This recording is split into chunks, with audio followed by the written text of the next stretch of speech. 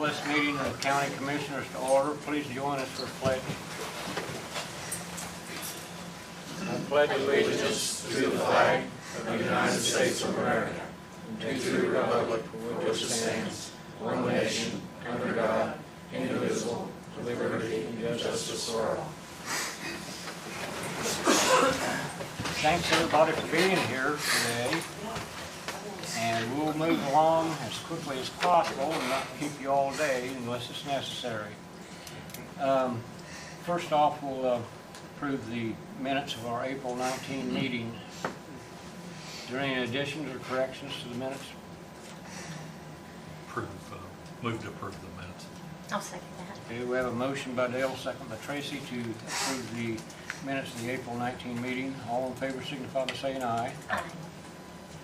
Okay, first up is our grant administrator, Jolisa Bates, is here with the transit director, Nisha Wicker, and David Ling from the senior center.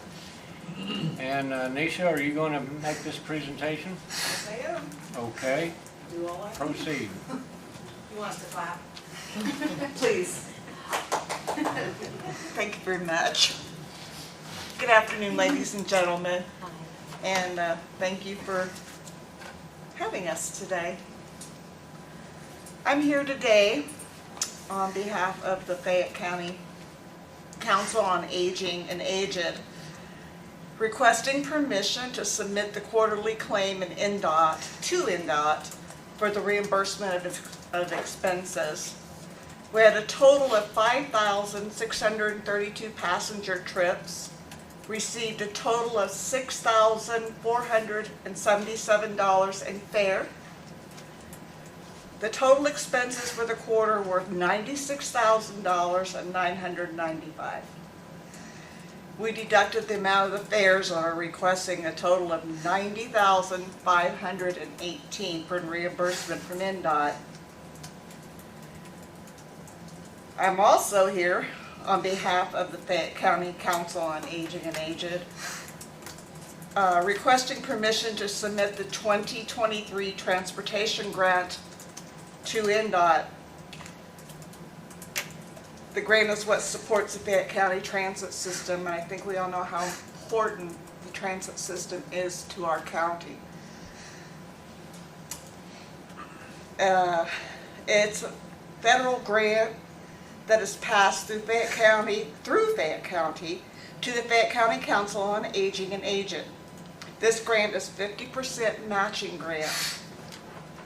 We are requesting a total of $241,426 in federal funds from NDOT for operating expenses. We will be providing a total of $298,347 in matching funds that will consist of PMFT, which are state funds provided locally to offset the match requirement. That's with city, county, Medicaid, and LifeStream. The state has also awarded us an additional $20,825 in Federal CARES Act monies that will offset our operation expenses. I have a packet of forms, that need to be signed, marked for you today, and we do not need the forms today. But if you can get them back by the end of the week, that would be great. That's into my presentation and request, and if anybody has any questions, I'll certainly try to answer. If I can't, I have my colleagues here that can, I'm sure. Is there any questions? Anyone have any questions for Nisha? Yeah. Anyone in the audience would like anything to say? Did you understand a word I said? Yeah. Very good. Okay. Good job. We're Thank also you. requesting money to purchase 2 low-floor minivans as well. That will be included with that application. Yes, sorry, I did miss that one. That's very important. We are hoping to get the 2 vans. Well, Something we just don't have enough of. The transportation service that you provide over there is very, very important service for the community, and, well, we know that if it wasn't there, there's a lot of people that couldn't make doctor's appointments or. And that's what I like for people to understand and know, that because we're located with the senior center, we're not just senior center, we're not just provide to seniors. We provide to young folks, anybody that doesn't have transportation. We're not a free, but we're a very reduced price. With gas prices today, I'd ride the bus Sure. for $2.50 to go all day, or just to go to the bank. That's very good. That's a good service. And you're also equipped to handle any handicapped individuals? Yes, yes. Wheelchairs. We have lifts on our vehicles as well as ramps on the smaller vehicles. It's like, as you said, and I definitely agree, it's one of the better things of Fayette County. You know, it really is. I think I'm proud of it. I'm proud to say I worked there. Could you share with us and the general public how many drivers we have now? And how We many currently have 10 drivers, which is a big deal. Yeah. It's a great big deal. We have 10 very skilled, very kind, they're just top-notch people. And I can't recall right off the top of my head, but can you tell us how many vehicles we have now? We have a total of 9. 9, okay. And one we have to rotate out in order to get the 10 drivers in a vehicle. We Yeah. have to rotate out. And we have 2 that are ready to call it quits. They've done their lifetime, lots of miles. Okay. Do you or David or Joe Lisa have any more information about this? Do you want to get on the front page today? So that, you know, a lot of people listen to these meetings online, and you're not just talking to us, you're talking to everyone talking to a out lot there of that's people. listening. So any advertisement you want to do promoting the But transportation. Again, my big thing is to let people know that we're not just a senior service. We are a public service. We're out there, Monday through Friday, 7 a.m. to 6 p.m. We go out of town. We do like to have those trips booked at least 48 hours in advance. We take a lot of trips to for Reed Hospital now, especially since they're also here. We go to Indianapolis. We service Fayette County. We'll take you wherever you want to go. We're also chartered in the state of Indiana. We can't go out of state, so we can operate any place in Indiana. Okay, that's all good information to have out there, Nisha. Appreciate it. The 2 new vans she was talking about. Yes, Are they in this grant, yes. or is it another grant? There is a grant for them that we're actually It's for for submitting. separate grants. Separate. They're separate, yes.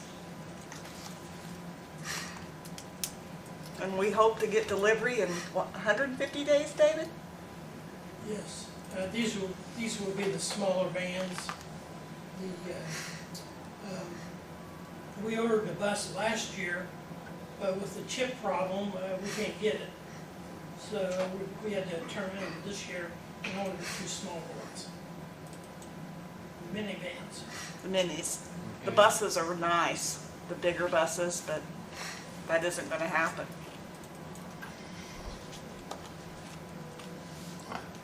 Okay.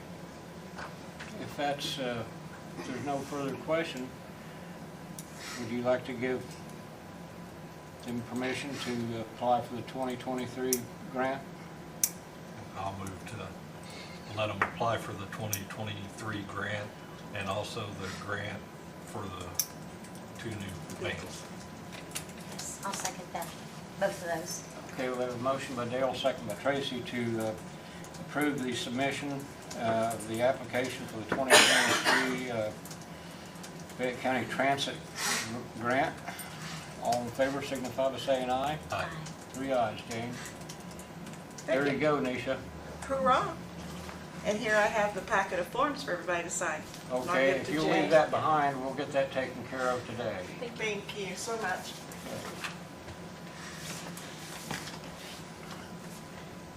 Okay, next up is Judge Hubert Brandstetter is here with a 144 request. Thank you. Good afternoon. I recently had my bailiff, Christy, leave for a better position. She got a job offer making quite a bit more money, so I want to wish her well. She had done a really nice job for us. We'll miss her, but she did have a really good opportunity, so she's moving on. I'd like to hire a young lady who came in and interviewed really well. Her name's Abigail Friend. She's very professional, very smart, and very eager to learn the position, so we think she'll be a really good asset for the court going forward. So we're here today to see if we can get approval for that. Okay, anyone have any questions? Need to approve the 144. I'll second that. Okay, we have a motion by Dale, second by Tracy to approve the 144 request for Abigail Friend. Any further question? Judge, will she be able to work with you? Let's hope she can. I hope so too. We're hopeful for that. I just wanted to share with you, I had another applicant that came in who had worked with a court in a courthouse in Ohio. And she came in for an interview and she went on and on about how friendly everybody was here. And she said, this is not the way it is in Ohio. This is so refreshing to come here and come into this courthouse and be greeted the way I've been greeted. So I thought that was just really refreshing. And I know we have our challenges that we deal with here, but it's still really nice to work with good people and nice people in a friendly environment like we get to every day. So thanks to all of you for that as well. Good deal. All right. Okay, we have a motion and a second. All in favor signify by saying aye. Aye. 3 ayes, Jane. There you go, Judge. All right, thank you.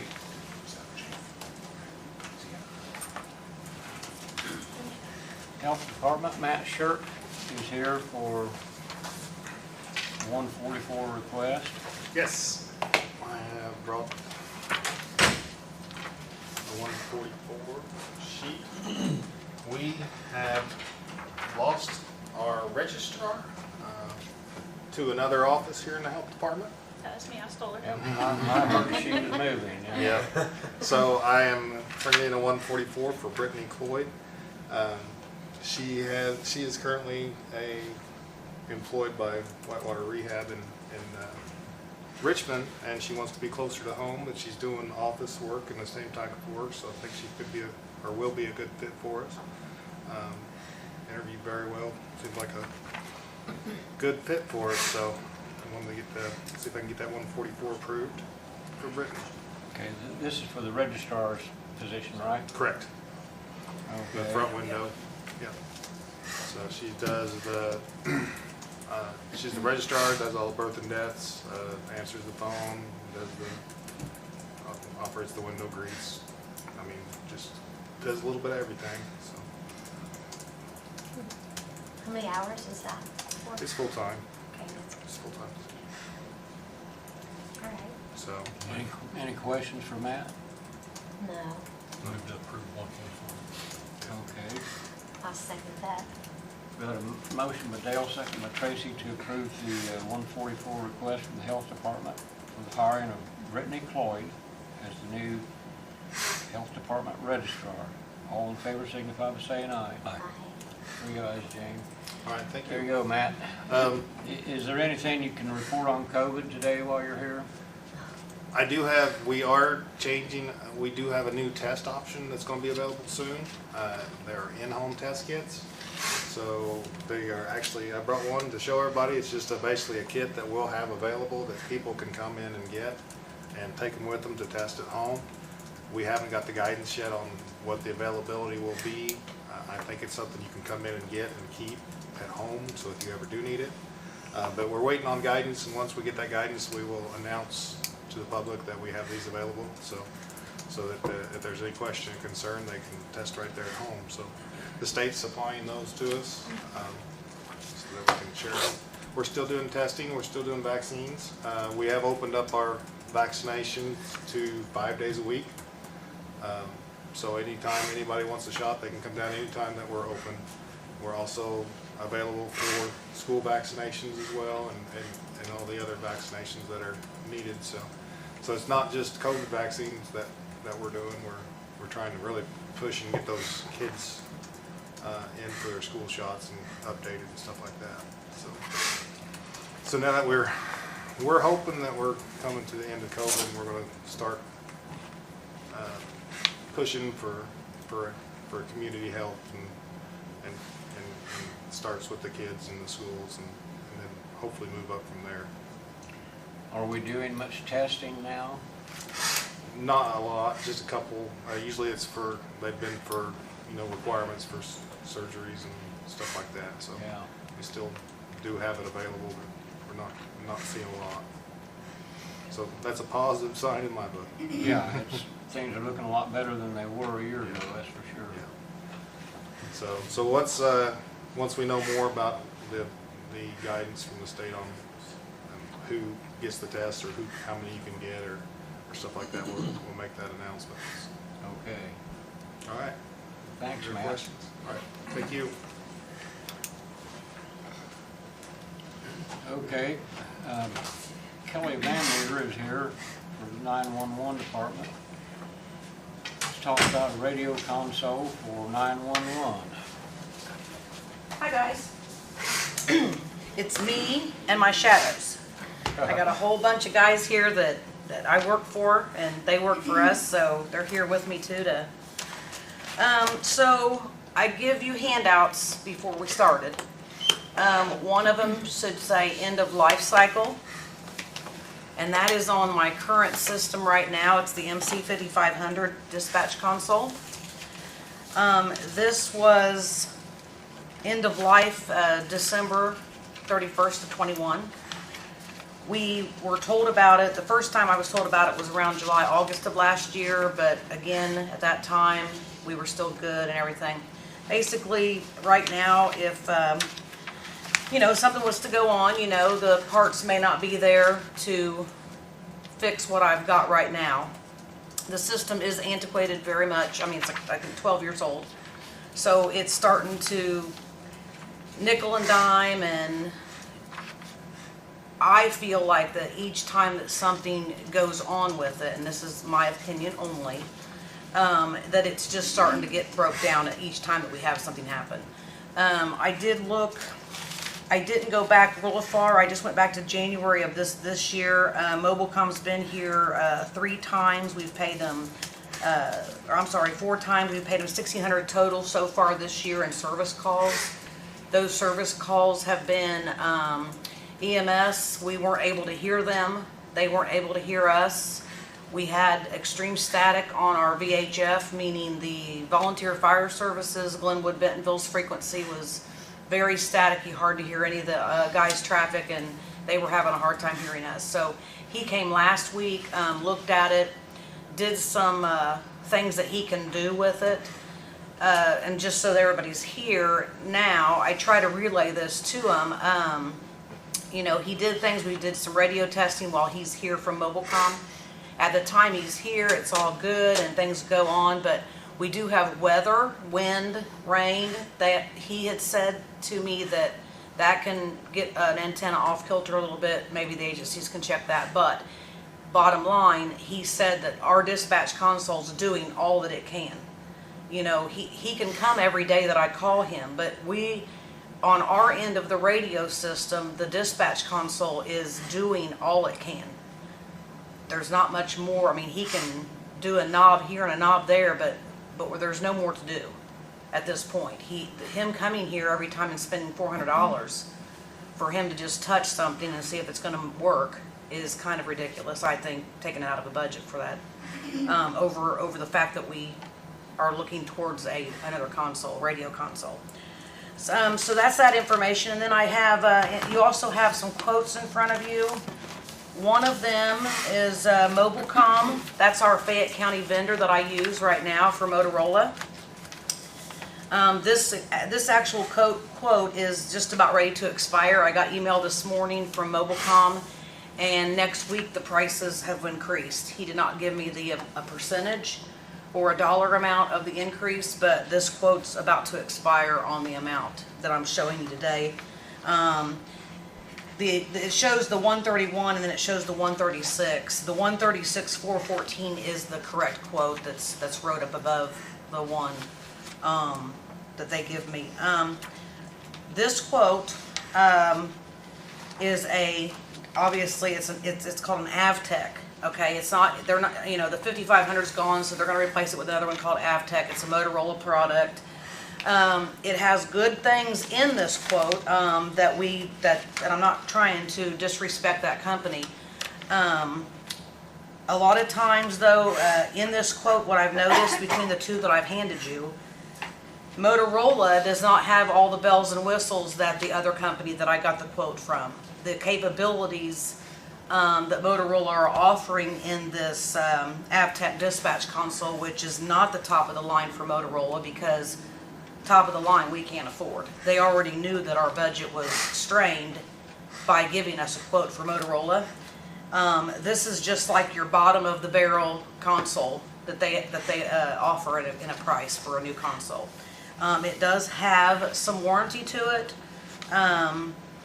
But again, this Avtech dispatch console, they're not guaranteeing it to last the 12 that we've got right now, just because it's not the top of the line. It has Motorola name on it, but it's not top of the line console when it comes to radio systems.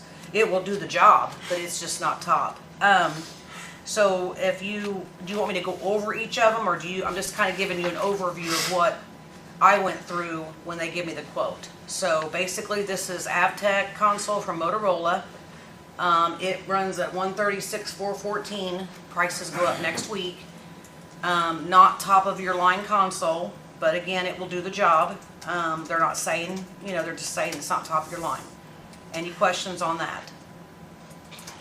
What was the add the 4,500 above the 130? Well, because with this new Avtech console, they have to do a base repeater for city fire in this, so it's an additional 4,500. Why? I don't know that answer. That would be something that their tech would have to tell me, but for some reason this console has add-ons. So for our city fire, and I don't know why it was city fire, they were going to have to do the 4,500 base repeater in the room. Doesn't make sense, but that's what they were going to have to do. That's why they added that up there at the top when we added that. The other quote came from a company out of Bloomington. This company works with Decatur County, Rush County, Brown County, Davis County. There's other places that if you get on their website, it'll show you the places that have their equipment. It is a Kenwood product console. I am, from what my knowledge has been given me, I'm in love with this console. I'm kind of a little biased with it. It has a lot of bells and whistles. It has a lot of capabilities currently. And back to this Mobilcom Avtech, the MC5500 that I have now, it has 9 slots in it, meaning on that screen I have 2 police, an EMA. It shows 9 different stations that we can talk on. This one here only has 10, so we're not going up in stations very high with that Motorola product because it's not top of the line.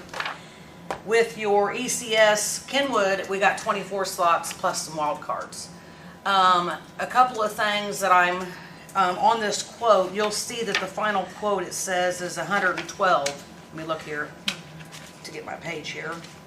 112,000. Now, after talking with some of the guys that have Kenwoods or just know radios a little bit better than I do, I reach out to everyone for resource issues because they're really helpful to me. I do hear what they say.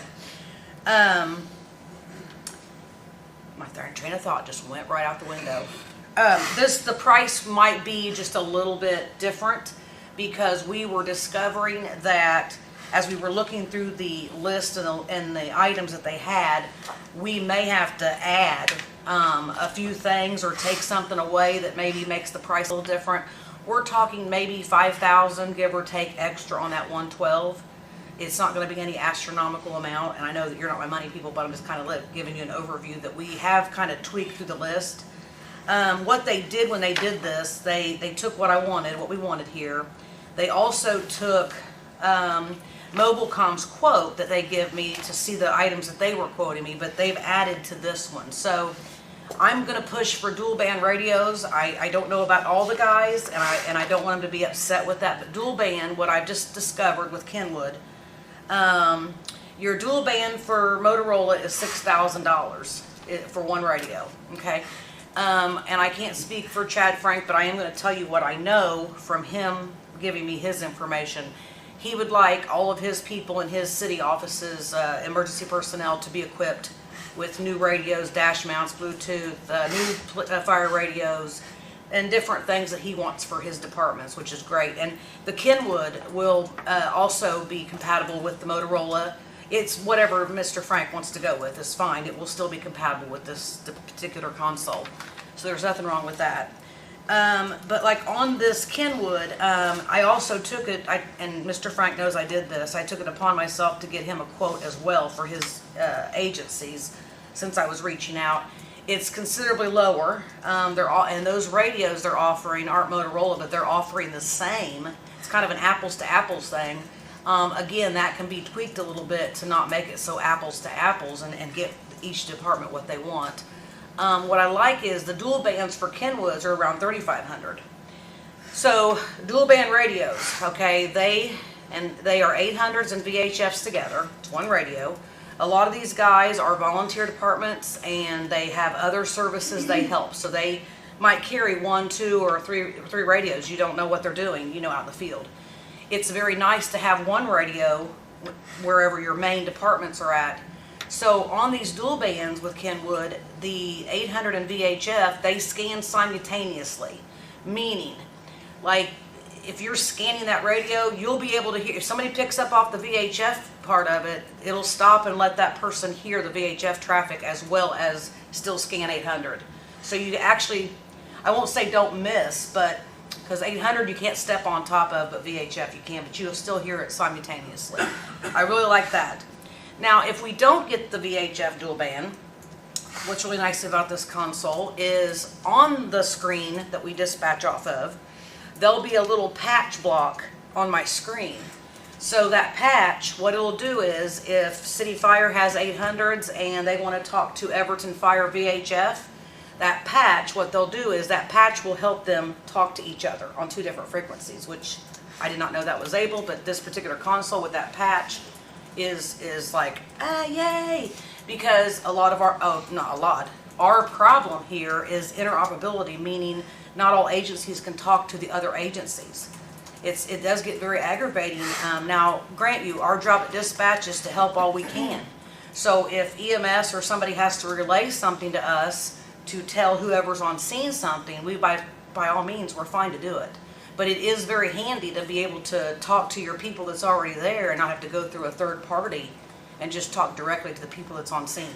It's very nice to do that. Like I said, I'm going to probably push for the Kenwood, but it's still something that we're working on. You guys that are here, anything that you want to add to what I'm saying? I was going to talk about that in a minute. I looked right at you. I got one more thing to talk to you, but I want the guys to get a chance to. Anything? Don't say it if you don't.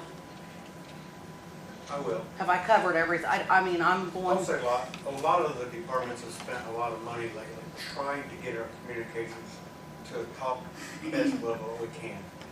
In doing that, it's required repeater systems, new antennas, a lot of research. And we've always been told that the dispatch console is meant to get the information out to us, and that is their responsibility. It's our job to receive it and then transmit it out to our members. So when she's talking about end of life, it becomes a very worrisome issue that if something breaks, say Consul Fire, Everton Fire, and Glenwood Fire, and they cannot find that part in particular to replace it, that agency's frequency may be down for several days, months, etc. So this is a very vital part to firefighter, EMS, law enforcement, everybody's safety out there. And as we know, as the world changes, safety is one of the top concerns right now. And we must keep our communications the best we can and keep interoperability at a minimum. yeah, like he said, I didn't, if something, like, you know, when I asked the Mobilecom person that comes to service my equipment and the other people that represent, they came and had some meetings with us and everything. You know, there's no known thing, you know, the console can stay as it is and not go out, but again, it can either all go out at one time or one agency can just start dropping off. Like, if it's gonna end it, it's gonna drop the agency and we're not gonna have anything that we can do. So that is kind of something with no net under us, so to speak, that we need to think about. Like I said, so far so good, and we're working on getting there. That brings me to the next paper that I was showing you. I met with Adrian Ellis Friday for lunch, our EMA manager, because I was brought to my attention through our grant scout, Jolisa, that there was a Homeland Security program that was opening up, and we thought it was April, but then after we had done some research, it's going to open up May 13th. So I gathered the paper, called Adrian, said, hey, want to meet? Because in this grant program, he is the emergency management director, so he's the only person that can reach for this. Nobody else can do it. Jolisa can't do it. He's going to have to be the one reaching for it. Now, that being said, with this information that I've received, I can at least see the criterias and the a little bit of that and the cap on it. Jolisa, I was reading this, and it's $150 per project, non-priority and then priority. So I'm not, like I said, he's agreeing to work with me, and I told him basically I'd be at his door every day, and I will be. And I'm offering to whatever, if I have to be his run girl, like to get criteria, you know, brought to him, I will do that. We have started it. He mentioned the last commissioners meeting that he did have a communications plan drawn up, and he does. So he gave me a copy of the communications plan, which is my only copy. He also had given me a Fayette County Emergency Operations Plan, so I've got those to go look at. I sent email to IPSC, which is the radio, the FC's radio people, because in some of the criteria, you have to have an IPSC member to support your criteria when you reach out for this grant. So I did that Thursday before I met with Adrian. I went ahead and reached out to IPSC, told her what we were needing, and she's agreeing to be the liaison for our county. And she's well aware of the Homeland Security program. So even though I'm here today asking for your blessing to go towards council, I'm also doing this as well to see what we can reach out for that too, because it is available. If you'll read in there, it does tell you that it is for a radio project, emergency communications. So, and when I talked to Adrian Friday, he did say that it would be, the criteria would be for the radios, the console. Any questions on that? Okay, Kelly, do I understand you right that there is a Homeland Security grant available? It doesn't open until May 13th, and then the application is due by June 13th. So you have a month to get the application criteria and all that together to submit it. So basically we have a month to get it together. You know, like I said, I'm very happy there's a grant, but I still want the blessing to go forward to council, because the longer we take time to fool around, okay, I feel like it's going to start crumbling, and we don't want that. It's going to be a liability for sure. And I had mentioned in one of my meetings that human error is one thing to be responsible for, but the console going down, and I can't give CPR to a machine. I can try to save your life all day, but I can't save the machine. So it does worry me some. The guys out there, and we can't hear them, and it's frustrating as well. I mean, they're on a scene, it's a hot scene, it's something that's, you know, drastic, and they're shouting for another, maybe a helicopter, and we can't hear that, and that's not gonna go. That's just, it can't. So it's just coming to be a dire situation. So yes, I want your blessing to go to council. I brought the Homeland Security program here because I wanted you to know that I haven't just came to council or you as an only factor, but this is also available, but again, I'd rather have a solid plan. This seems solid and it should be, but I want a solid plan with council and commissioner first.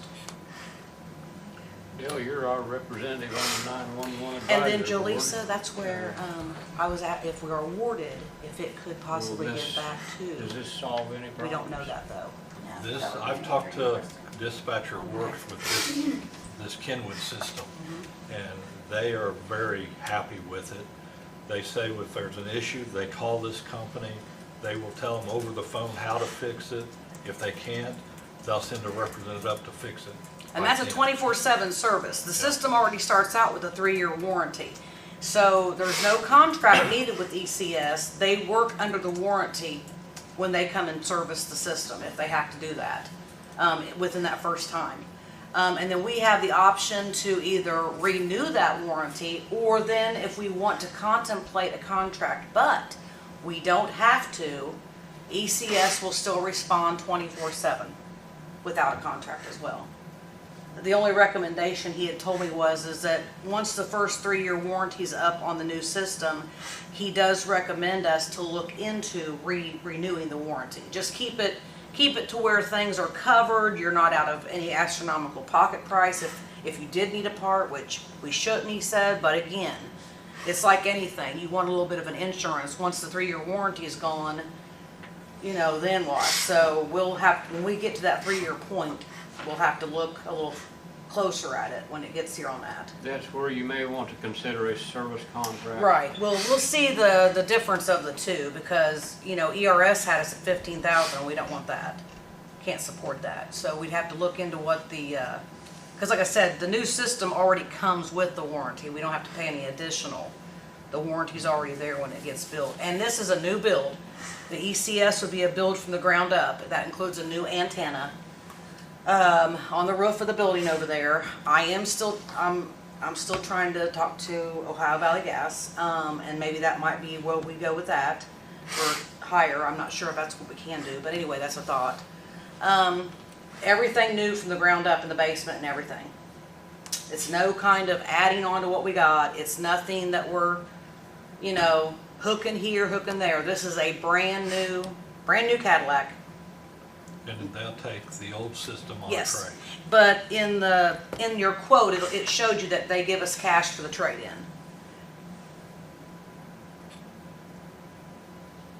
Is there any concerns about compatibility with the various departments in this moment? No, because like I said, I've told these guys that, you know, Motorola it's compatible with that system of Kenwood, if we went with that. And again, I'm not taking away from Motorola. They're the Cadillac of the radios, but when you look at this other, when you see this other quote from Motorola, it is not top of the line. Motorola might be Cadillacs, but we're getting a Chevy. Well, sorry guys, but we're getting a Pinto. I won't name a brand, because you know some people drive Chevys and love them, so maybe I shouldn't say a name. Yeah, you should. Okay, we're getting a Vega, a Pinto Vega. Okay, whatever. Sorry that you know. Anyway, station wagon. I don't know. Okay. You just offended about 5,000 I know, people. so I tried to get that. It didn't come back very good. Hey, yeah, I know. Yeah, my support group. I'm surprised they're not. Yeah. Bye. No.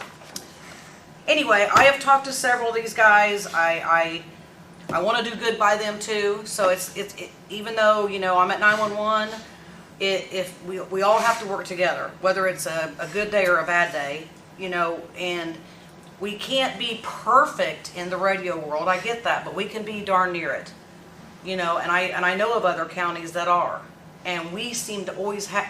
Can you come fix something? Can you come fix? How many days we got to do that and burn up that money, and you never know what's going to happen the next day. I mean, like I said, since the first of this year, we haven't spent a whole lot, but I haven't gone back, you know, because even before this was the end of life, we were already paying different times of service last year, before December even got here. So it's just starting to seem like I have to call for a service person about every month. Somebody's got an issue with the radios. So, and of course they come when they can. Now I'm gonna flip over and say that I was asking Jaleesa about that grant. So it's an Adrian question, and I'll ask him, but when I talked to Jaleesa today, I asked her if this was one of those grants that if we were awarded it, okay, however, maybe county pays for my radio system, okay? Can that award be used for the payback of that, is what I'm trying to find out. But it's kind of, her and I discussed it, it's an Adrian question. So I can't be sure if this is the kind of a grant that we could still be awarded with our criteria, which would be correct. However, in order to start getting our new console figured out, because it's gonna be a 4 or 5 months build. It's not gonna happen overnight, so it'll be a little timeline to build this center, or to build this, the console back up. If we could reimburse the county with the grant if we use county money. So we have to ask Adrian for that. It's one of those things, like some grants, you obviously cannot spend any money and be reimbursed for it until you get an award letter. But there are times on projects where she's talking about, you're looking at least 4 months for the soonest that she's gonna get it. Sometimes, you know, if there's already a plan in place, okay, we're gonna do option A, we're gonna apply for the grant, try to get the grant funds in order to do the project. But if that don't work out, is council gonna be willing to go ahead and pay for it? If that's the case, then we could go ahead and apply for the grant, make sure that it's okay with them, and that there wouldn't be any issues if we went ahead and ordered the thing and didn't pay for it yet until after we received a grant award. Just know that, you know, if the grant's not awarded, then council would Have to pay for this, yeah. So that's basically why I'm kind of putting in this Homeland Security program along with my request from you and council to we can try to see about moving forward and what we need to do from here on out in lieu of also the program. So, and she was the one that was helping me with that because I didn't know if it could be reimbursed back. Any other questions? Okay, you've got, so the current EMA director is on board with it. Yes, like I said, I just spoke to him Friday, we ate lunch, we talked it all over. He's got the information that you guys have got, he's got the quotes, and he knows that I'm serious when I want to reach out for this, and I told him that I'd be at his office every day if it had to be, to get the criteria ready. So he's willing to do the grant writing process? Yep, that's what he says. Okay. And when is the deadline on that again? It doesn't open until May 13th, and then we have until June 13th to submit to submit it. We have a month. June 13th. Is it the 1st or the 13th? I kept thinking it was June 1st. Nope, June 13th. 13th. It says the state application is due to FEMA on June 13th. Is that, am I reading? I don't see June 1st. I don't know. Oh, wait a minute. The SHSP, yeah, at 5 p.m. on June 1st. It went down 2 lines. I seen that. So actually, it opens on May 13th, and we would have to have the application submitted by 5 p.m. on June 1st. So we don't have quite a month, but I mean, he literally, you know, what he said, he has criteria wrote. He has a communications plan. Okay, he has an operations plan for Fayette County. We have IPSC on board, which is part of the criteria. I mean, I'm not saying that we're done, but we're actually chopping the block here on getting the list of criteria that we have to have for the grant as well. What's IPSC? IPSC is your radio people up in Indy. You can take free classes. They'll tell you how to run radios, work radios, how they work. Okay, but yeah, IPSC is your state radio. And the Homeland wants you to have a IPSC liaison to support your criteria for your department. And I already emailed them, and they're on board with us because everybody else, you know, there's a lot of other people in Indiana doing it too, applying for that grant. Kelly, is there an award period on there for the time frame in which that would be awarded if it? Well, me and Jaleesa was saying that, but let's see.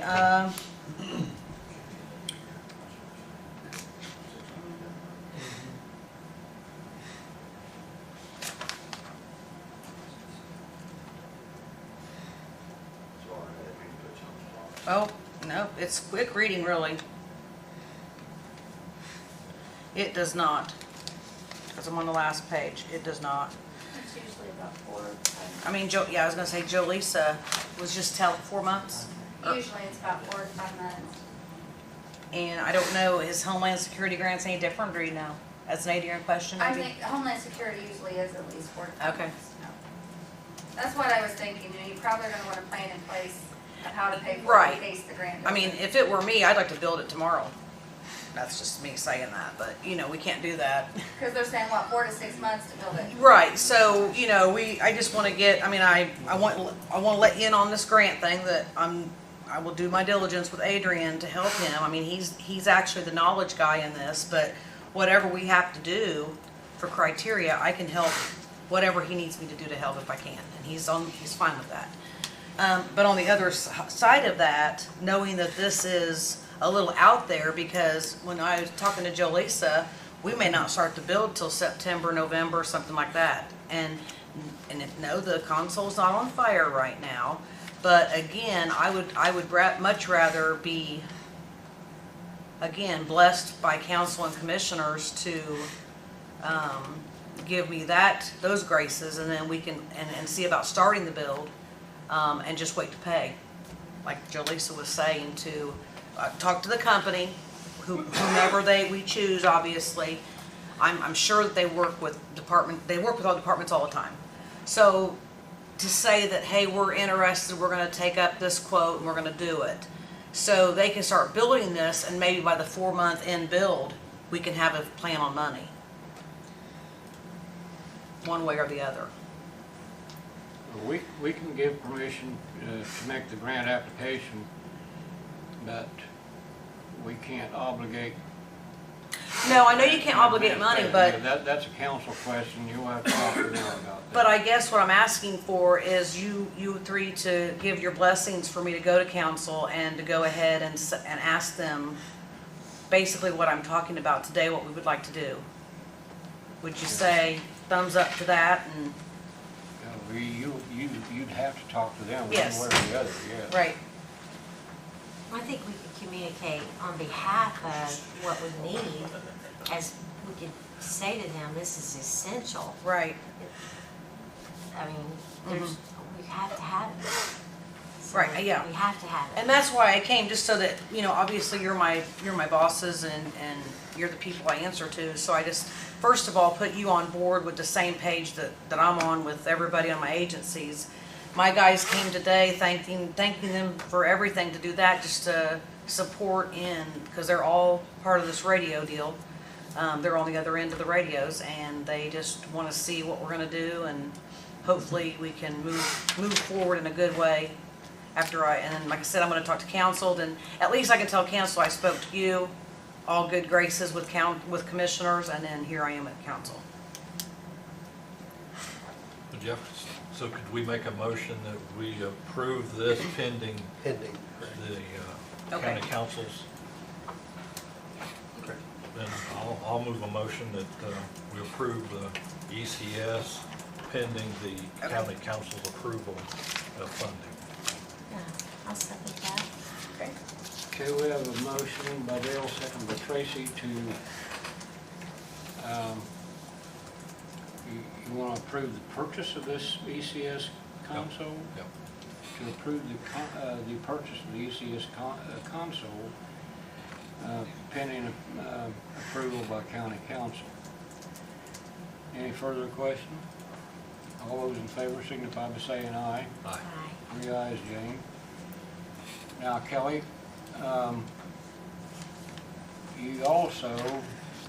you'll want permission to proceed with the grant application, right?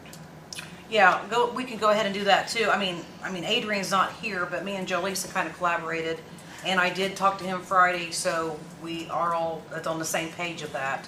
So yeah, if you could give permission to move forward with that grant application too.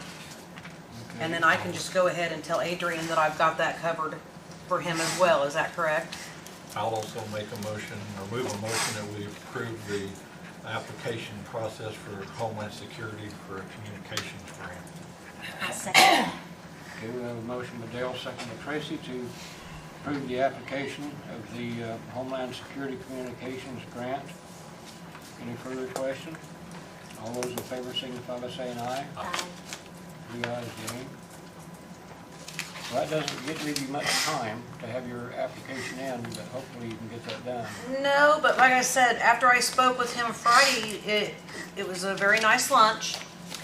And again, I know that he stays busy or whatever he's doing, but he was very forthcoming with his communications plan with me, and just whatever I needed to talk to him about with the criteria, he was forthcoming with that, and I appreciated it, and I did thank him. And so, like I said, I don't know if I'll get it done, but I told him that I'll be knocking at his office door every day to see what we got to do to get this written up. Well, it's good that he has the communications plan ready, because in prior conversations I've had with Adrian on this matter,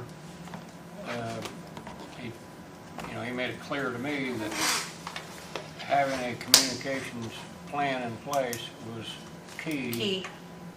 The last commissioners meeting. One of the pieces of the puzzle you had to have before you even applied for a DHS grant. So. Well, he does have that, and he did bring it to lunch Friday, and it was, like I said, I've read just a little bit of it, and I'm not the specialist in that, but it looks like it's a plan. Okay. So it sounds like you've done a lot of work on it, and, I've had a lot of help. Yeah. I mean, my guys have given me information, because I still, every day, just learn something about the radios too.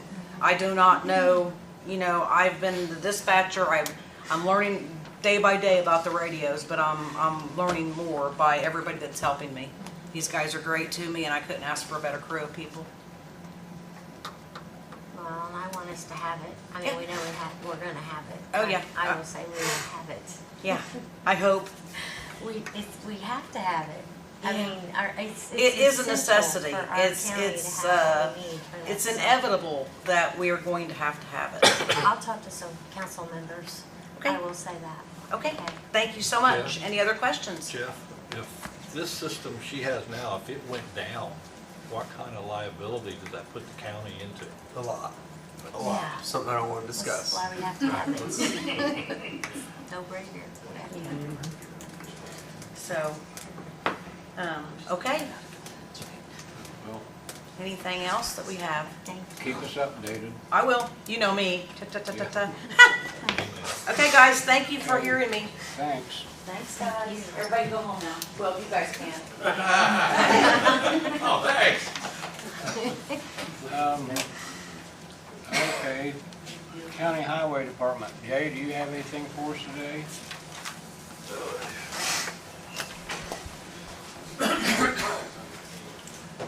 Good afternoon.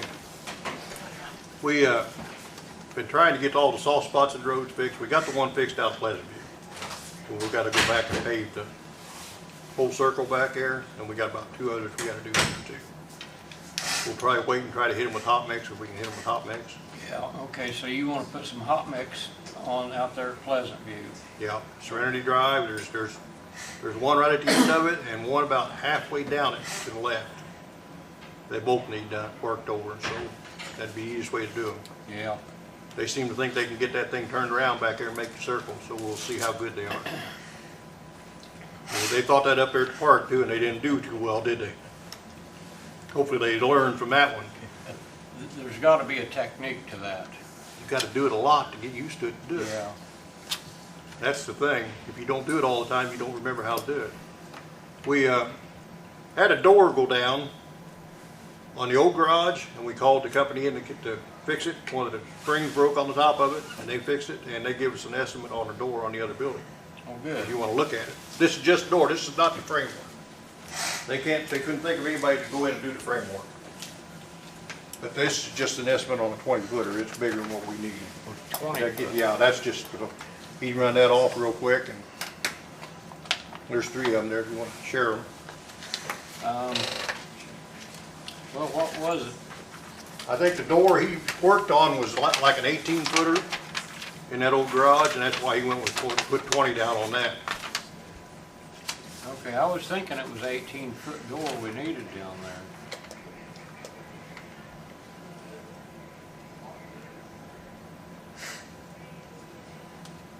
But it still leaves us trying to find somebody to do the framing on it, the metal framing, because it being a metal building, you gotta do it all in metal. My guess is we will probably have to wind up getting with the original constructor on that building.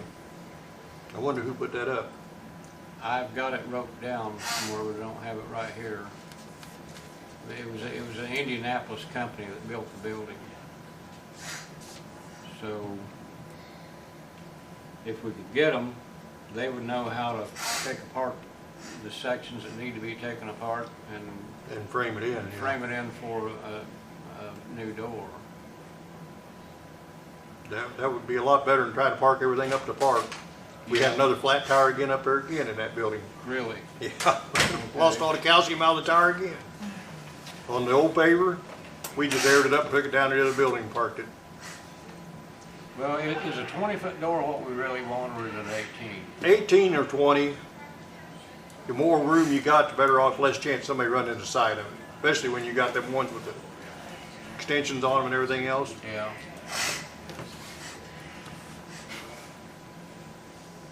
Let me see if Chad's out there. Okay.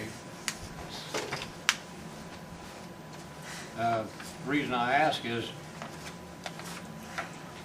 the wider that overhead door is, when it's up, there's a lot of weight there. weight there that they get to sagging in the Yeah. middle. So, Hopefully it's a sturdy enough door it won't do that. Because I'm really surprised the old ones haven't done it down there on the old building. yeah. Because they're wide. Now, how wide are those doors? He thought they were 16 or 18 foot. I was thinking 16s. Well, we can keep this quote on file. Yeah, I got a copy of it back at the office too. And as soon as we can find somebody to do the work on the building itself, I guess we can decide whether we want. You know, I can also get some other quotes from somebody else when time gets closer. Yeah. Well, let's try to get that done this season if we can. And we're still working at getting our tank emptied down there. That having that 700 gallon of oil in that thing was a big mistake. Not get it out over the winter. Yeah. And as soon as we get it cleaned out, we'll put some fresh oil in it, and we'll try that stripper truck to see what it's going to do. And I'm not putting this old stuff in it because I don't need to cause any more problems that I've already got. No, I wouldn't chance that. No. Okay.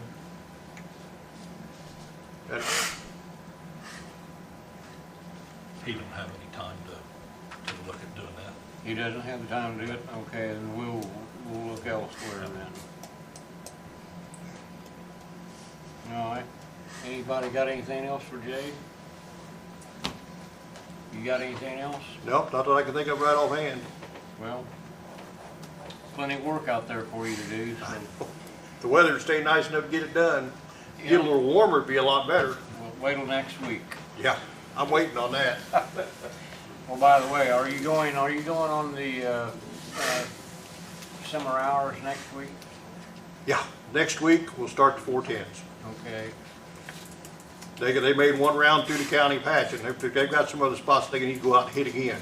Yeah. The ones they did at first, they didn't hold as well as they should have. It must have been the cold mix, I think it was, because they had a lot of water in it and everything like that. And when you got water in the hose, they don't stay real well. But they'll hit them again. Okay. I was hoping to have some summer help to help with it, but I had brought one guy in. He worked a week and he didn't show up again. So they must have worked him too hard, the only thing I can figure. Well, no You do. comment there. Keep trying. Okay. Thanks, Jay. County Surveyor Bill Mackey. Bill, do you have anything today? Yeah, I got one thing here. It's the general service, engineering service agreement with Butler Fairmont on the community crossings for this year. for the work they done, preliminary engineering, the bid documents and all that they're preparing for this year. Did you guys get a copy of that? I think you've all seen it. It's just the thing we do every year for their fees to, the bidding out and everything, since we were awarded money. Okay, this is for the community crossing Yeah, we just got project awarded. on the- 22-1? and their fee for this year would be $24,200. According to that.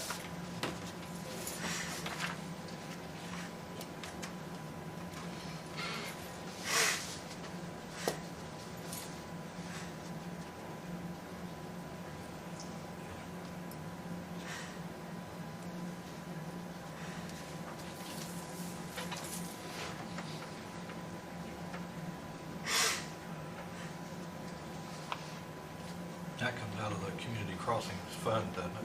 This payment? Yeah, well, I think Jay takes all those bills go down to the highway department, whatever you guys pay them out of, local road and streets or whatever you're paying them. Comes out of our, that's part of our contribution to the whole thing. The match and all the additional work they do. I'll move to pay the bill from Butler Fairmont. Yes, I'll second that. Okay, we have a motion by Dale, second by Tracy, to approve the engineering services agreement for the 2022 community crossings projects in the amount of $24,200. Any further question? All those in favor signify by saying aye. Aye. 3 ayes, Jane. We'll get you fixed up right now, Bill. I'll get you a copy, Jay.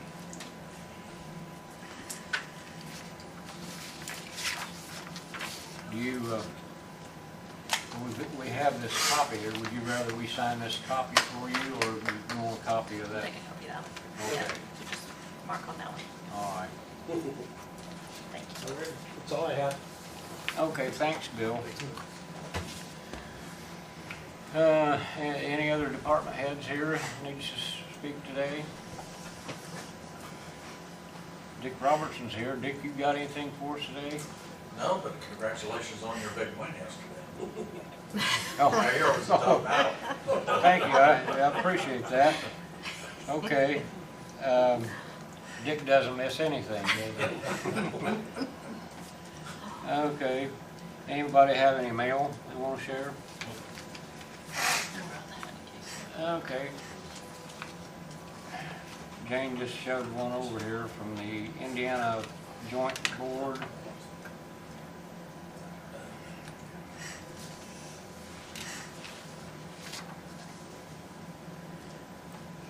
Okay, this was in an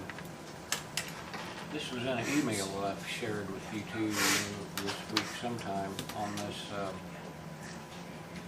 having to do with the County Highway Department's contract for this year. Now, if I understand right, that's well, see, that's our official notice.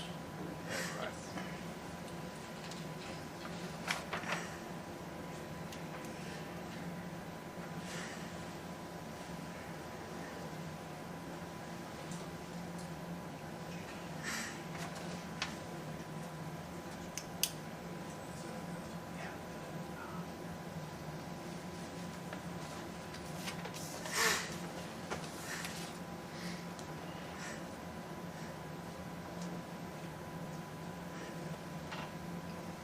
This is so they can start renegotiation for the new contract.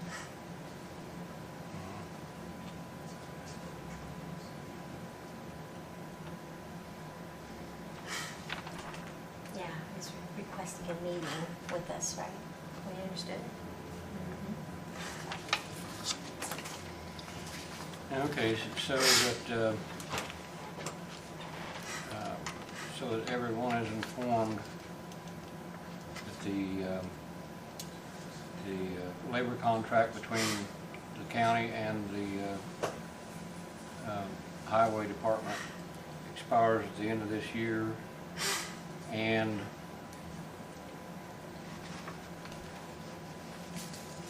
this doesn't set any specific dates as I glance through it.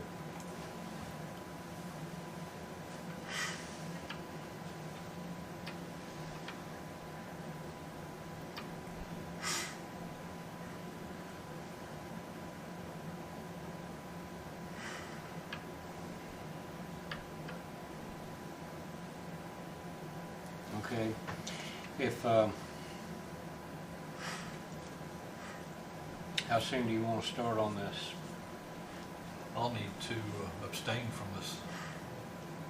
So, because I'm in the same That's right. union at the unit. Yeah. So I'll need to abstain from any. Okay. All right, well, we don't have to decide today, but sometime in the near future, and I would say the sooner the better, we will see if we can get a mutual agreement on a date to meet with this Eric Schwartz, who's the union rep, and set up a timeline for at least an initial meeting with them, and see if we can go over the parameters and get the main issues down on paper and go from there. So what we ought to do, I guess we'll put in communication to him and tell him, give us a list of available dates. If everybody's schedules can match up, and we'll go from there. Is that all right with you, Tracy? Sounds good. Okay. All right. We'll do that right away. Anything else in the mail category? Anything on old business? And our new business, that, is that what we just took care of for Yes, Bill? that's Okay. okay. All right, Laura, taking care of that. Any patron concerns? Fellas got anything? Okay. Oh, that leaves claims and payroll. Move to approve claims and payroll. I'll second that. Okay, we have a motion by Dale, second by Tracy to approve claims and payroll. All in favor signify by saying aye. Aye. 3 ayes, James.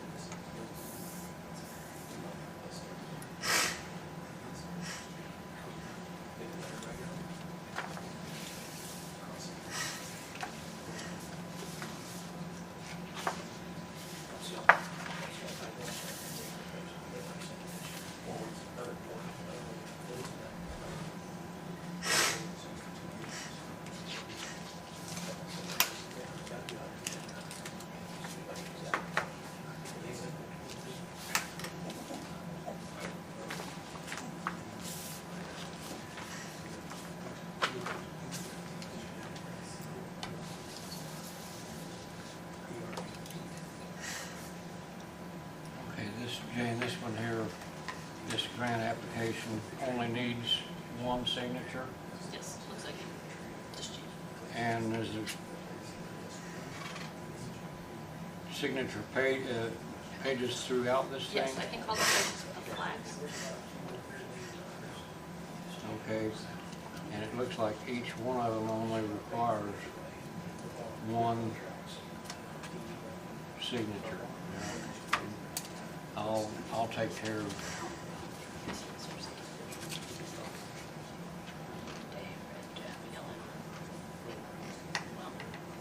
According to our color codes, I don't think you signed anything else. Looks like me and Jeff have to sign something. okay, Well, no, you sign all the blue ones. Yeah, and then Jeff and I sign red and yellow. okay. I will, So yeah, take care of that afterwards. I will take care of this, right here. Before we finish up, I just remembered one thing I'll mention here. We forgot to ask the county attorney if he had anything for us today. Not today. Okay.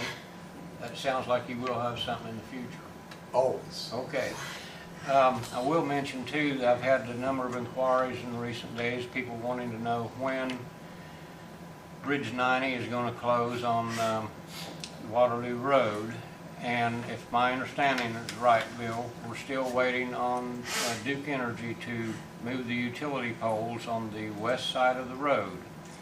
And once they do that, they will have 150 days Closure. closure. Right now, Duke is not willing to move up their time frame. Well, once the right area was cleared, they have 120 days before they have to have it moved, which puts you at July 28th. So they have to have poles moved by July 28th. We've had several meetings last couple of weeks trying to get them to move up. They don't seem to want to move their schedule. The contractor's in on all this. He said he probably has 2 to 3 weeks worth of work that he can do before that poles have to be moved. So he could possibly, we hadn't set any kind of dates, but sometime in July, early July, there's a possibility that he might be able to get in there unless Duke gets there first, before that. But right now, they're not willing to, and generally, NDOT and everybody was saying, about 20 days before that deadline, they may start any point coming in. So we're still at their mercy. They're not willing to move up their schedule. So at the earliest, I would say, would probably be sometime after 4th of July. And we even talked about possible, and the only thing they need 1 day of the power to be shut down, or actually you can, they call de-energize it, put it on a generator and let those folks north have power for 1 day, but they're not willing to do that either, because the contractor needs about 8 hours for one piling within 13 feet of that pole that needs to be put, and he's not willing to put his boom up in the air next to those power lines 13 feet away. The rest of them will be fine, but right now they're not willing to do that either, so we're still working, but so we're hoping sometime in July at the worst case scenario.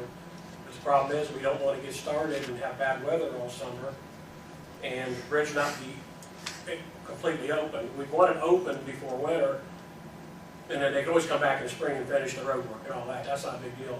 But that's the issue too, starting that late. We don't want to have the road closed for an extra 4 months through the winter. So we're pushing against all these dates right now. So Okay. as soon as I'll let you know as soon as but right now their Duke's not willing to budge on that July 28th deadline. Okay, well, that gets the information out in front of everybody, so everybody that's needing to know, it's going to be July 28th at the latest. And possibly, like the contractor said, he's got 2 to 3 weeks worth of work tearing out the bridge. He put some of the other pilings in. It's just that northwest corner, because he can't put that in, those lines are moved. Okay. So it will probably be closed before that, but we still got other discussions to have before we pin down the exact dates. As soon as I figure out anything, I'll let you get you all to know. Okay. Is there any further business? Move to adjourn. I'll second that. We have a motion by Dale, second by Tracy to adjourn. All in favor signify by saying aye. Aye. 3 ayes, Jane, we're adjourned. Thank you all very much.